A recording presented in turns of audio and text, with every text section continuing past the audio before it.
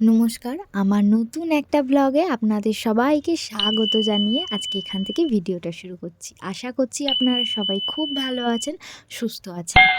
আজ এক সপ্তাহের অপেক্ষার অবসান ঘটতে চলেছে। সন্ধ্যা নামতে নামতেই আমরা রওনা দিয়ে দিলাম দুজনে মিলে। কোথায় যাচ্ছি এখন বলবো না, গিয়ে পৌঁছে আপনাদেরকে জানাচ্ছি যে আমি কোথায় এসেছি। এখন এই একটা কথাই মনে পড়ছে, ঠিক এইরকম একটা সময় আমি যখন ছোট ছিলাম, মায়ের সাথে ঠিক স্কুল ছুটির সময়টা, মানে নিউ ইয়ারের আগে যে ডিসেম্বরের একটা ছোট্ট ছুটি থাকে, সেই ছুটির সময় মা নিয়ে যেত মামার বাড়ি, দিদার বাড়ি, মাসির বাড়ি। খুব মজা করে ঘুরতাম। সেই দিনগুলোর কথা মনে পড়লে খুবই মন খারাপ লাগে। এখন বড় হয়ে গেছি, বিয়ে হয়ে গেছে, সংসারের চাপে সময়ই পাওয়া হয় না, কিন্তু সময় বের করে ঠিক আজকে বেরিয়ে পড়েছি। অনেক দিনের অপেক্ষায় ছিলাম আজকের দিনটার জন্য। সবাই এক জায়গায় হব। ভাই বোন বড় হয়ে গেছে, যে যার কাজে ব্যস্ত, তাই আমাদের ভাই বোনেদের আর একসাথে হওয়া হয় না। কিন্তু মাসি, মেসো, মামা, মা সবাই মিলে যখন একসাথে হই না, খুব মজা লাগে। চলে এলাম দিদার বাড়িতে। মাসি ভাজছে আমাদের জন্য পিঠে। পৌষে সংক্রান্তির দিন এখনও ঢের বাকি আছে, তবুও আগে আমরা পিঠে খেতে চলে এসেছি দিদার বাড়িতে। দিদা এমনই একটা মানুষ যে আমাদেরকে বলেছে যে তোরা আজকে না আসলে আমি কিন্তু পিঠেই বানাবো না, নিজেরাও খাবো না, তোরা আসবি, সবাই মজা করে একসাথে পিঠে বানাবো। তো এখানে মাও সকাল সকাল চলে এসেছিল, সেটা আপনাদের আর দেখানো হয়নি। মাসির বিয়ে হয়ে যাওয়ার পর দিদা যখন একা পড়ে যায়, তখন আমাদের না যাওয়াটা দিদা খুব মন খারাপ করে। আমি এক্ষুনি পৌঁছেছি, আর পৌঁছে সবাই মানে খুব মজা হচ্ছে। আজকে একটা জমজমাট ব্যাপার। সবাই কাজ করতে করতে টিভি দেখছে, তো ওই জন্য টিভিটাও চলছে, বন্ধ করা যাবে না। একটু আপনারা ভালো করে বুঝে নিন আমার কথাটা, মানে একটু কষ্ট করে শুনুন। সবাই খুব খুশি। আমি হাটে অনেকটা দেরি হয়ে গেছে, কেন দুধ নিয়েছি, একটু তেলে ভাজা নিয়েছি, তার সাথে একটু নিমকি নিয়েছি। এই এখন সন্ধ্যেবেলা সবাই মুড়ি খাওয়াবে, আমি চা বানাবো।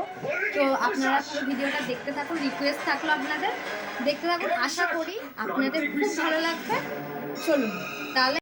এখন সন্ধ্যা 7টা বাজে। মাসি এখানে নারকেল কুড়িয়ে নিয়েছে নারকেল পিঠে বানানোর জন্য। তার আগে মাসি বলল তোরা এসছিস, এখন সন্ধে হয়ে গেছে, একটু মুড়ি চা খা, তারপরে কাজ করবি। আমি আর কি কাজ করবো বলুন? আমার মা, মাসি আর দিদা যেখানে আছে, আমার কাজের কিছু মানে লাগেই না বলতে গেলে। আমি অবশ্য পিঠে বানাতেই পারি না, আর দেখতে ভালোবাসি, খেতে ভালোবাসি, কিন্তু পিঠে ঠিক আমার দ্বারা হয় না, আমি পারি না। চেষ্টা করলে হয়তো পারবো, কিন্তু এই যে ইনাদের জন্য আমার হয়তো কোনোদিন চেষ্টা করাই হবে না। ওনাকে দিয়ে দিলাম একটু মুড়ি, দুটো চপ, আর তার সাথে একটু নিমকি। এখন ছোট্ট করে একটা টিফিন হবে, তারপরে তো এতগুলো পিঠে তো রয়েই গেছে। এখানে মা খুব সুন্দর করে নারকেল দিয়ে পিঠে বানাচ্ছিল, আমি বসে বসে আপনাদের সাথে শেয়ার করছি। আজকে একটু বেশি ঠান্ডা পড়াতে আমরা সবাই শীতে আড়ষ্ট যাকে বলে, কি আর করা যাবে, কিন্তু মজা করে আমরা পিঠে বানাচ্ছি এবং খাচ্ছি। চলুন ওদিকে দেখি দিদা কেমন পিঠে ভাজছে। মাসি ওখানে ভাজতে ভাজতে এদিকে জামাই এসছে বলে চলে এলো একটু ব্যস্ততার কারণে। তারপরে আমি যাচ্ছি দিদার কাছে। দিদা খুব সুন্দর পিঠে বানায়, দিদা এখানে একা একাই পিঠে বানাচ্ছে, তাই ভাবলাম দেখাবো দিদার কত সাথে হয়েছে। গিয়ে দেখা করে আসি। কত বানিয়েছে দেখো, এক গামলি হয়ে গেছে। হ্যাঁ, উনানে হলে কি বলতো, এই পুরো জায়গাটা গরম হয়, তো কড়াটা বড় বলে বড় বড় হচ্ছে।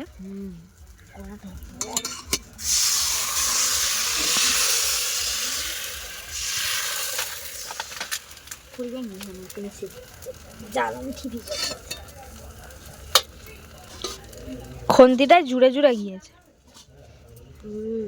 তুলে তুলে ওই এক গামলি গুলেছিলে। এখানটা আলোটা বেশ জোর আছে। মামা কোথায় গিয়ে দেখতেই পাইনি। এ খেজুরের রস হয় এখানে।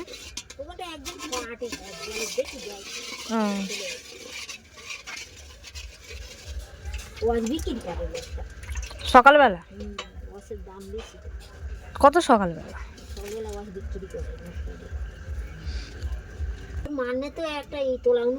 আমার একটা করে দিয়েছে গামলিতে, বেশ ভালো হয়েছে। আমিও করে নিতাম। কি গামলি? ওই ছোট গামলিতে এটা করে দিয়েছে। হ্যাঁ, এইরকম স্টিলের গামলি। জানলাম করে নিতাম। পরে আইলে বলে করে না। হ্যাঁ, আমাদের পুজোটা হয়ে যাক। হ্যাঁ, এই মাঘ মাসের শেষে হুম আসবে। হুম।